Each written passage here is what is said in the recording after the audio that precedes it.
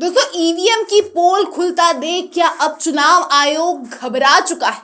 क्या अब वीवीपैट यानी voter verified paper audit trail का सुप्रीम कोर्ट द्वारा जारी निर्देश चुनाव आयोग को क्या इतना चेता चुका है कि वो अब किसी पर भी कार्यवाही करने को आतुर हो गए हैं?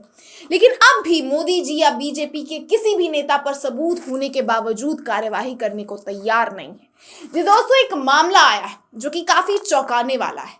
सुन के आपको लगेगा कि अभी तक तो मीडिया और जांच एजेंसियां ही मोदी सरकार के लिए काम करने के लिए आरोपी थी, विपक्षियों पर वार करती थी, लेकिन क्या अब चुनाव आयोग भी इस जमात में शामिल हो गया है?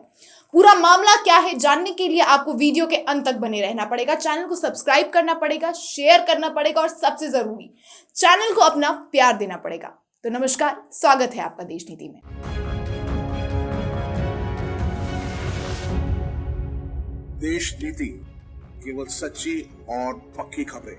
दोस्तों, आचार संहिता लागू है और ऐसे में चुनाव आयोग का ये धर्म बनता है कि वो सभी पार्टियों के ऊपर एक समान नजर रखे। लेकिन दोस्तों, अभी खबर आई है कि चुनाव आयोग के अधिकारी ने फॉर्मर यानी पूर्व तमिलनाडु के सीएम एआईएडीएमके नेता एडापाडी पलानीस्वामी के बीच रास्ते में उनकी गाड़ी रोक डाली। दोस्तों, चुनाव अधिकारी ने पूर्व चीफ मिनिस्टर जो कि ओपोजिशन पार्टी के नेता भी हैं, उनकी गाड़ी की जांच के लिए कई देर तक उन्हें रोके रखा। दोस्तों, हालांकि चुनाव आयोग को एडापाडी के गाड़ी से कुछ मिला नहीं, लेकिन क्योंकि अभी आचार संहिता लागू है तो हम समझ सकते हैं कि जांच जारी रहेगी और ऐसे में इन्होंने कार्यवाही भी की। लेकिन दोस्तों, इनके खिलाफ कुछ नहीं मिला। उसके बाद भी दैनिक जागरण ने खबर छापी, लोकसभा चुनाव की घोषणा के बाद से सभी पार्टियां लोगों को लुभाने की कोशिश में है। इस बीच चुनाव में पैसे का गलत इस्तेमाल ना हो, इसके लिए चुनाव आयोग अपनी कड़ी नजर बनाए हुए है। तमिलनाडु में भी यही आलम है। यहाँ चुनाव के चलते सुरक्षा के पुख्ता इंतजाम हो रखे हैं। दोस्तों, जहां एक तरफ मीडिया चुनाव आयोग के तरफ से की जा रही कार्यवाही पर नजर बनाए हुए है, वहीं एक और खबर आई थी, हाल ही की खबर है। टीएमसी नेता साकेत गोखले ने ट्वीट कर बताया था कि प्रधानमंत्री ने चुनाव के प्रचार के दौरान इंडियन एयरफोर्स के विमान का इस्तेमाल कर आचार संहिता का उल्लंघन किया है। वहीं दोस्तों, जानकारी के लिए मैं आपको बता दूं कि प्रधानमंत्री जो है वो इंडियन एयरफोर्स के विमान का इस्तेमाल बतौर प्रधानमंत्री तो कर सकते हैं, लेकिन अपने निजी कार्यक्रम यानी चुनाव के प्रचार में वो इंडियन एयरफोर्स का विमान या फिर किसी भी प्रकार के सरकारी चीजों का उपयोग नहीं कर सकते, खासकर आचार संहिता लागू होने के बाद। और आचार संहिता के लागू होते ही दोस्तों, अगर कोई चुनाव आयोग को कोई भी इंसान किसी भी प्रकार का कंप्लेन करता है, किसी भी नेता के खिलाफ करता है, तो चुनाव आयोग को शिकायत दर्ज करते साथ ही फौरन उसकी जांच शुरू करनी होगी। 48 घंटों के अंदर अंदर चुनाव आयोग को उस कंप्लेन के लिए सख्त कार्यवाही करनी होती है। लेकिन दोस्तों, जब साकेत गोखले ने इस बात की जानकारी चुनाव आयोग को दी कि प्रधानमंत्री ने ऐसे जो है आचार संहिता का उल्लंघन किया है और कंप्लेन दर्ज की, तो आप देखिए कंप्लेन जो है 20 मार्च को है और आज 5 अप्रैल है। अभी तक क्या आपने कोई भी खबर ऐसी सुनी? अभी तक मोदी जी पे किसी भी प्रकार की कोई भी जांच कमेटी नहीं बैठी है, ना ही आपने सुना होगा।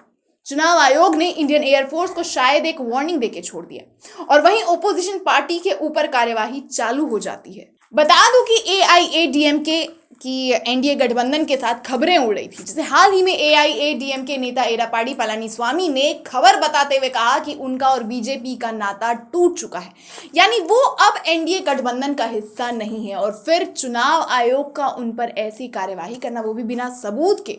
क्या लगता है दोस्तों, क्या चुनाव आयोग भी केवल विपक्षियों पर हमला कर रहा है? वहीं दोस्तों, अभी भाजपा की शिकायत पर चुनाव आयोग ने दिल्ली सरकार के मंत्री अतीशी को भी नोटिस भेज दिया है।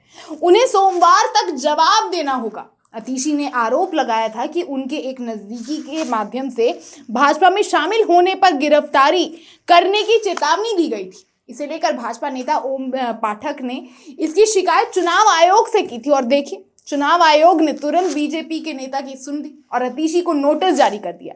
क्या इसी तरीके से चुनाव आयोग जो विपक्षी पार्टी हैं उनकी भी शिकायतें सुनेंगे? क्योंकि अभी तक तो प्रधानमंत्री के खिलाफ उन्होंने सुना नहीं है।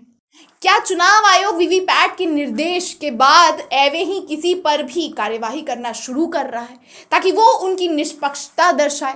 अभी 11 राज्यों में चुनाव आयोग के अधिकारी जो है कार्यवाही करने वाले हैं। ऐसे में क्या अब जब उनकी निष्पक्षता पे सवाल उठ रहे हैं, तो क्या वो सभी पार्टियों के ऊपर एक समान का नजर रखने वाले हैं? क्या वो एक समान सभी पर जांच करेंगे?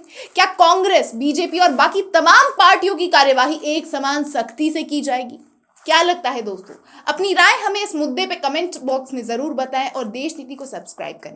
फेसबुक और इंस्टाग्राम पे हमें फॉलो करें, ज्यादा से ज्यादा वीडियो को शेयर करें ताकि हम आप तक ऐसी खबरें पहुंचाते रहें।